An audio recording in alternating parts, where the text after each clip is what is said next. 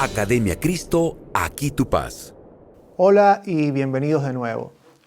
Comencemos con un enigma. ¿Cuál es una de las cosas que hacen todas las iglesias cristianas usando los mismos elementos, pero con una comprensión diferente del propósito, las bendiciones y el método detrás de sus acciones? Tómese un segundo para pensarlo. La respuesta es el bautismo. En esta lección y en la próxima veremos de una manera respetuosa las diferencias entre las iglesias en cuanto al bautismo y algo que se llama los medios de gracia. Un carpintero utiliza herramientas para construir sus proyectos, ¿cierto? El Espíritu Santo también usa una herramienta para crear fe en el corazón del creyente. ¿Sabe cuál es? Es el Evangelio. Como dijo San Pablo, no me avergüenzo del Evangelio porque es poder de Dios para la salvación de todo aquel que cree. Cuando usted lava su ropa, ¿usa detergente en polvo o líquido? Realmente no importa, porque ambos son jabón, solo en dos formas diferentes. De la misma manera, solo hay un evangelio. Sin embargo, el poder de Dios está contenido en dos formas. ¿Cuáles son estas dos formas? Una es las buenas nuevas de todo lo que hizo Jesús para salvarnos, encontradas en la Biblia. El Espíritu Santo puede usar estas palabras para obrar la fe, como leemos en Romanos 10:17. Así que la fe proviene del oír y el oír proviene de la palabra de Dios. ¿Han escuchado la palabra sacramentos? Al igual que la palabra Trinidad o Trino, la palabra sacramento no se encuentra tal cual en la Biblia. Los teólogos llaman el poder del Evangelio contenido en la Biblia y los sacramentos los medios de gracia. Son los medios o instrumentos que el Espíritu Santo usa para convertir a una persona de la incredulidad a la fe. Nadie se convierte en un creyente sin estar primero expuesto al poder del Evangelio en la palabra y los sacramentos. Hay unidad en la iglesia cristiana en muchas áreas. Sin embargo, no hay unidad con respecto a lo que constituye un sacramento. Tampoco hay un acuerdo sobre cuántos sacramentos hay. De manera respetuosa, veremos los diferentes puntos de vista relacionados con los sacramentos. Comenzaremos con el número de los sacramentos.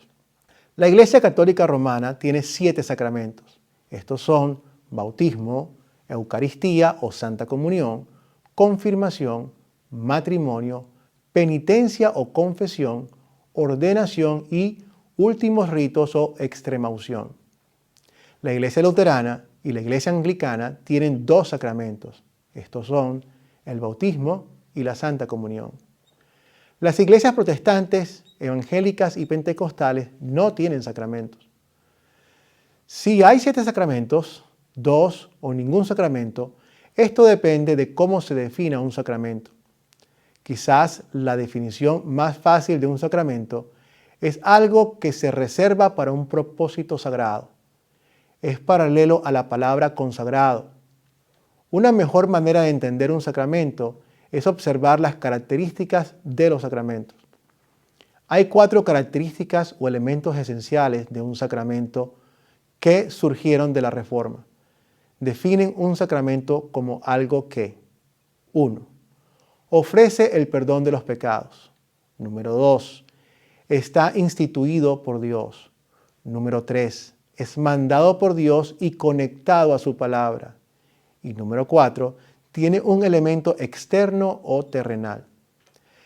De acuerdo con los criterios anteriores, solo hay 2 actos que califican como sacramentos: el bautismo y la Santa Comunión. El matrimonio no califica porque el matrimonio no ofrece el perdón de los pecados. Tampoco se manda el matrimonio. Una persona puede elegir quedarse sola y aún así debe vivir una vida casta. Del mismo modo, un anillo puede ser el signo externo o terrenal del matrimonio, pero las Escrituras no lo requieren, mientras que la comunión requiere el pan y el fruto de la vid y el bautismo requiere el agua. Todavía hay otras diferencias. Algunas iglesias insisten en que el bautismo se haga por inmersión. Sienten fuertemente que la palabra en sí implica inmersión y que sin ella el bautismo es inválido. Otras iglesias simplemente vierten agua sobre la cabeza de la persona. Comencemos por mirar la palabra bautizar. En el tiempo de la iglesia cristiana primitiva, bautismo o bautizar era un término común que simplemente significaba aplicar agua, en el sentido de lavar algo. No tenía implicaciones religiosas. Tampoco implicaba inmersión. Una madre podría decirle a su hijo, bautiza tus manos, vamos a comer. O, es tu turno de bautizar la mesa. En la Biblia vemos la palabra bautizar usada en un sentido no sagrado. Esto se encuentra en Marcos, capítulo 7, versículos 3 al 5. Habla sobre bautizar o lavar platos, utensilios y jarras grandes que contenían agua y cacerolas. Leamos. Los fariseos y todos los judíos viven aferrados a la tradición de los ancianos, de modo que si no se lavan o bautizan las manos, muchas veces no comen. Cuando vuelven del mercado, no comen sin antes no se lavan. Y conservan también muchas otras tradiciones, como el lavar o el bautizar, los vasos en que beben, los jarros, los utensilios de metal y las camas. Entonces los fariseos y los escribas le preguntaron a Jesús, ¿por qué tus discípulos no siguen la tradición de los ancianos, sino que comen pan con manos impuras? Por su uso en la Biblia y en la literatura extrabíblica de ese entonces, no podemos concluir que la palabra bautizar significa sumergir exclusivamente. Por eso tampoco podemos criticar a las iglesias que no bautizan por inmersión. ¿Fue Jesús bautizado por inmersión? Muchas iglesias dicen que sí.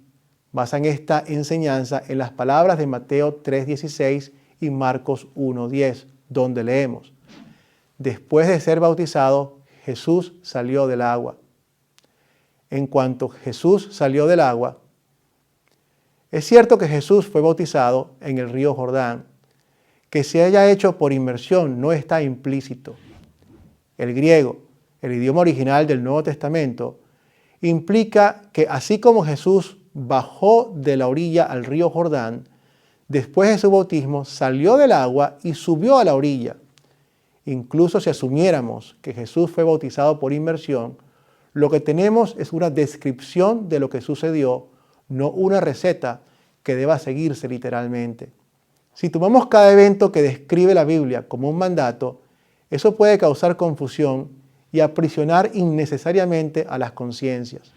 Por ejemplo, la Biblia describe la primera comunión que tuvo lugar en un aposento alto. Afortunadamente, no lo hemos convertido en una receta que implique que la Sagrada Comunión siempre debe celebrarse en un segundo piso, ni con el mobiliario de aquella época.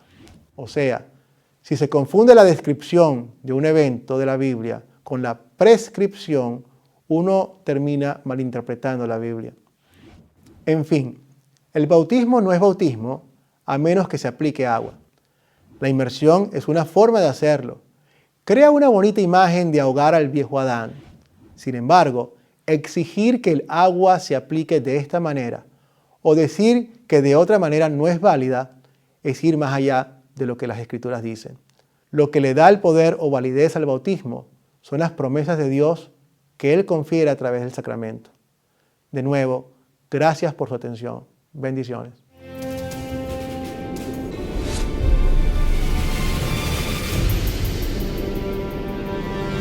Academia Cristo, aquí tu paz.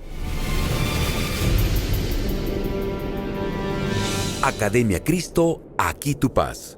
Hola y bienvenidos de nuevo. En los círculos religiosos, el bautismo es un tema controversial. Hay padres que no bautizan a sus bebés porque dicen que los bebés y niños pequeños no tienen una comprensión consciente de lo que está ocurriendo. Luego, están aquellos que bautizan a sus bebés porque creen que el bautismo les confiere el perdón que ellos necesitan. En esta lección trataremos de entender ambos puntos de vista. A modo de revisión rápida, en la lección anterior vimos 1. Que es el Espíritu Santo el que crea la fe a través del Evangelio. 2. Que el Evangelio se encuentra en dos formas, palabra y sacramentos. 3. Las características de un sacramento. 4. El significado de la palabra bautizar. Ahora tenemos la pregunta. ¿Deben bautizarse los bebés y niños pequeños? Hay iglesias que creen firmemente que los bebés no deben ser bautizados y que cualquier persona que haya sido bautizada cuando era bebé necesita ser bautizada correctamente más tarde. Sostienen que las personas no deben ser bautizadas hasta que tengan la edad suficiente para confesar y dedicarse a Jesús como Señor y Salvador. Por otro lado, hay iglesias que afirman que los bebés sí deben ser bautizados. Sostienen que al igual que existe un vínculo entre un bebé y la madre, aunque el bebé no pueda expresarlo con palabras, también el Espíritu Santo hace que un niño ame a Jesús incluso antes de que el amor se exprese en palabras. La fe no es una cuestión del intelecto. Esto se demuestra por el hecho de que hay personas muy inteligentes que tienen una fe simple en Jesús como su Salvador, mientras hay personas cuya inteligencia es una traba para su fe. Un famoso escritor norteamericano, Mark Twain, dijo: "No son las partes que no entiendo de la Biblia las que me perturban, sino las que sí entiendo". También vemos más adelante que Jesús usa a los niños pequeños como ejemplos de fe. En resumen, la fe entra por el corazón por la acción del Espíritu Santo, no por la cabeza. La verdadera pregunta se reduce a esto: ¿tiene el bautismo el poder de crear fe en Jesús y por medio de la fe conferir el perdón de los pecados? Una pregunta relacionada es: ¿los bebés nacen con o sin pecado? Sobre la base de estas dos preguntas tenemos dos escenarios. El primer escenario es el siguiente: si los bebés no nacen pecaminosos, o si Dios no sostiene su pecado contra ellos hasta que tengan la edad suficiente para distinguir el bien y el mal, y si el bautismo no tiene poder para creer la fe y a través de la fe confiere el perdón de los pecados, entonces bautizar a los bebés sería un acto de necedad y esperar hasta que las personas tengan la edad suficiente para confesar su fe en Jesús y dedicar su vida a Él sería lo más lógico.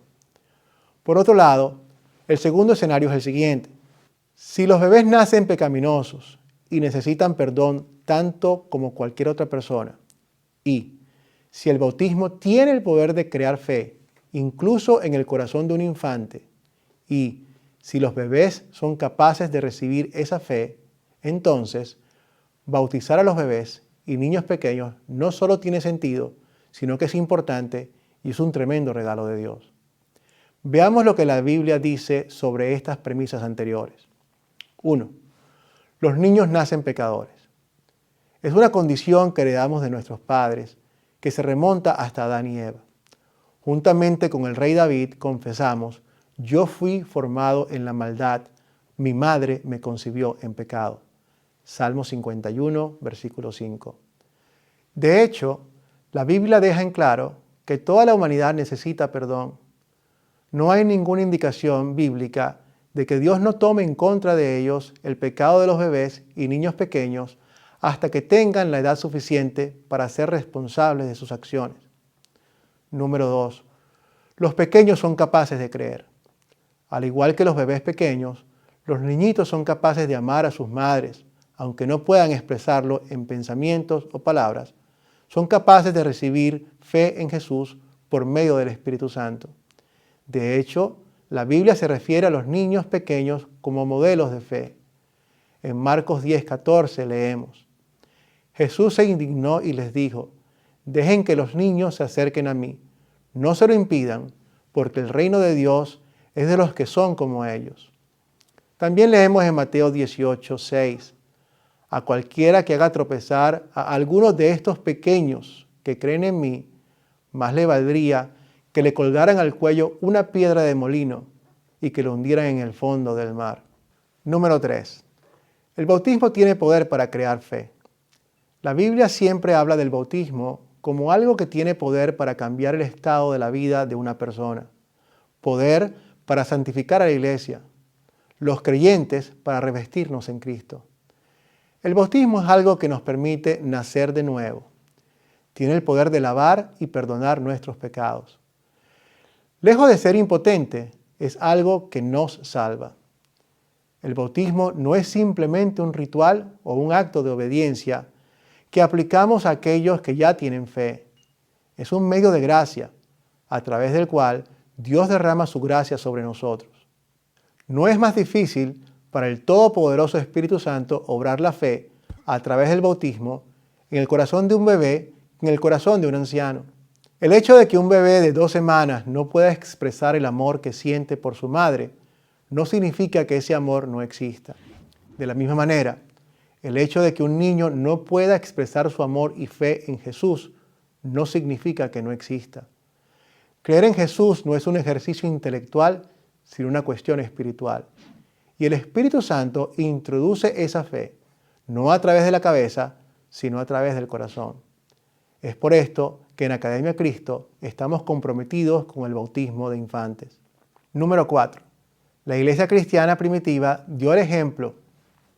Debido a que la iglesia cristiana primitiva fue perseguida por el gobierno romano, los primeros cristianos adoraron en secreto, a menudo en catacumbas. En las paredes de las catacumbas se han encontrado dibujos de niños recién nacidos bautizados. Concluimos con 2 preguntas. ¿Qué consuelo podemos obtener de nuestro bautismo? El bautismo nos asegura que somos miembros de la familia de Dios y que estamos protegidos por el amor y el poder de nuestro Padre Celestial. Cuando muramos, tendremos vida eterna en el cielo. ¿Cómo debe nuestro bautismo animarnos? A través del bautismo somos adoptados en la familia de Dios y llevamos el nombre de su Hijo. Nuestra identidad como hijos de Dios nos alienta a vivir de manera que solo brindemos gloria y no vergüenza al nombre que llevamos. Un buen amigo mío y un devoto cristiano me dijo que no creía en el bautismo de niños porque no le parecía lógico. Él sabía que yo sí creo en el bautismo infantil.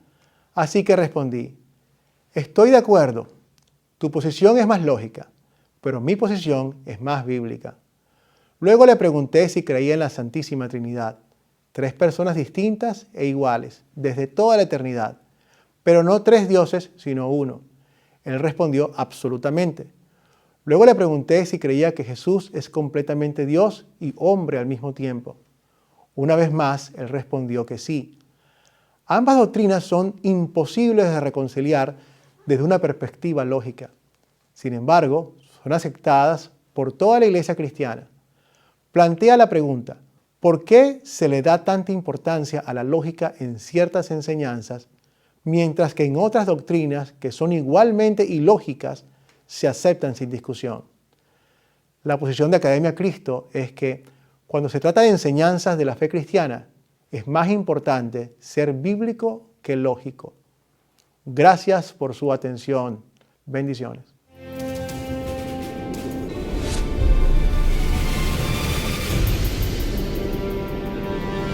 Academia Cristo, aquí tu paz.